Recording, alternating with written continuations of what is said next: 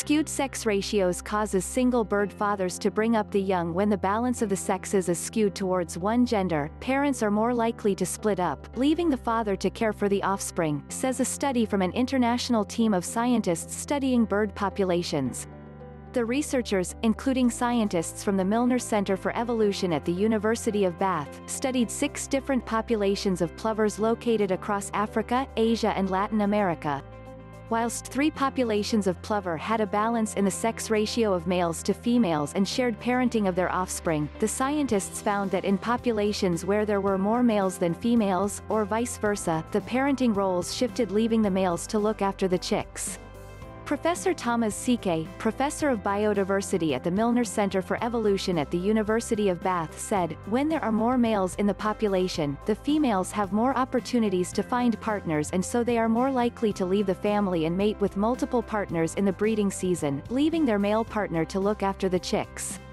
Conversely, it is harder for males to get another partner, and so they are more likely to stay monogamous and be the primary parent and invest time in raising their offspring."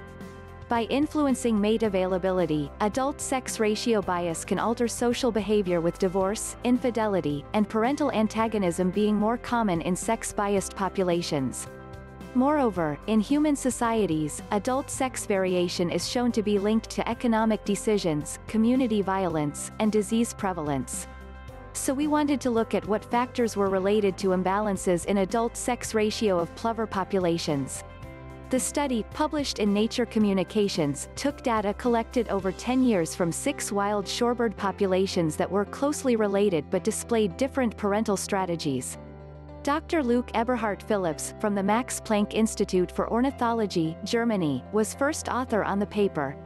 He said, "We found that the chicks had a 50-50 sex ratio at hatching in all these species, and that the skewed adult sex ratios were caused by a difference in survival of male and female juveniles, although it's still unclear why this happens." Our study highlights the knock-on effects that differences in survival rates between the sexes can have on population dynamics and social behavior. The researchers hope in the future to investigate the effects of sex ratio on social behavior in other animal populations, including humans.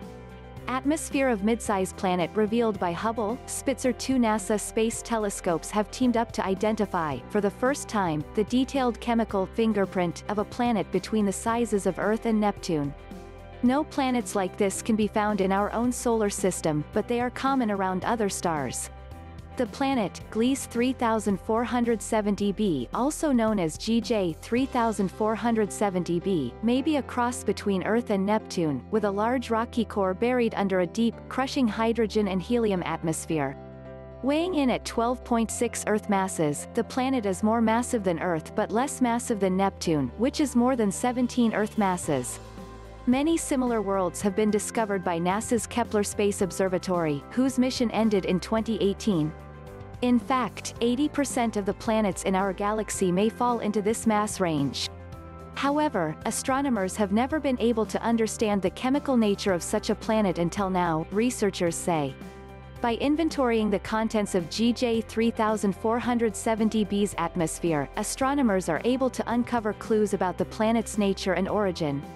This is a big discovery from the planet formation perspective.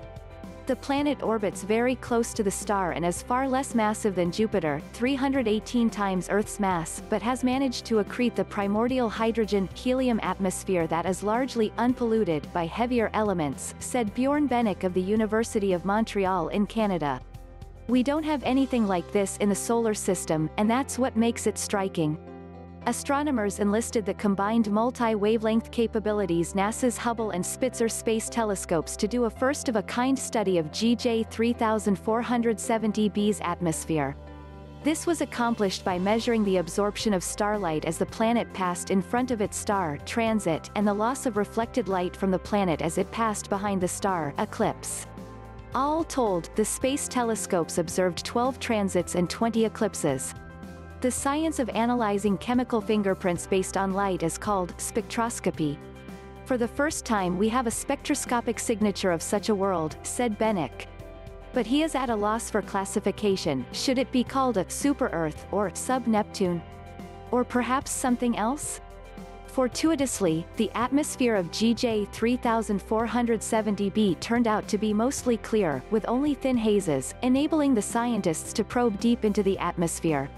We expected an atmosphere strongly enriched in heavier elements like oxygen and carbon, which are forming abundant water vapor and methane gas, similar to what we see on Neptune, said Bennick.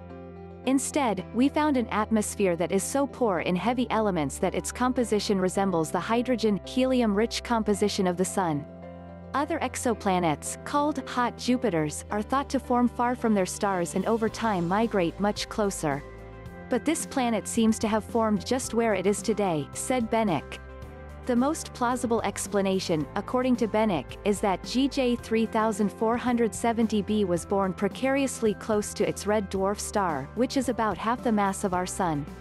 He hypothesizes that essentially it started out as a dry rock and rapidly accreted hydrogen from a primordial disk of gas when its star was very young. The disk is called a protoplanetary disk. We're seeing an object that was able to accrete hydrogen from the protoplanetary disk but didn't run away to become a hot Jupiter, said Bennick. This is an intriguing regime. One explanation is that the disk dissipated before the planet could bulk up further. The planet got stuck being a sub-Neptune, said Bennick.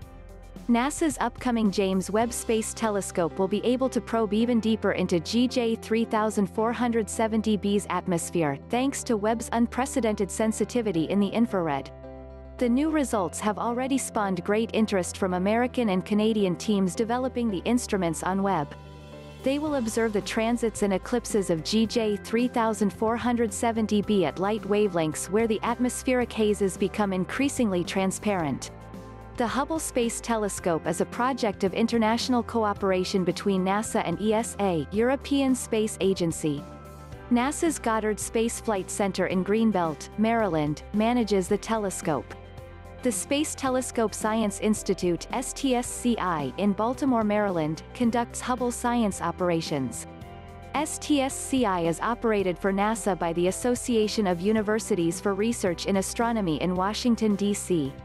The Jet Propulsion Laboratory in Pasadena, California, manages the Spitzer Space Telescope mission for NASA's Science Mission Directorate in Washington. Science operations are conducted at the Spitzer Science Center at Caltech in Pasadena. Space operations are based at Lockheed Martin Space Systems in Littleton, Colorado. Data are archived at the Infrared Science Archive housed at IPAC at Caltech. Caltech manages JPL for NASA.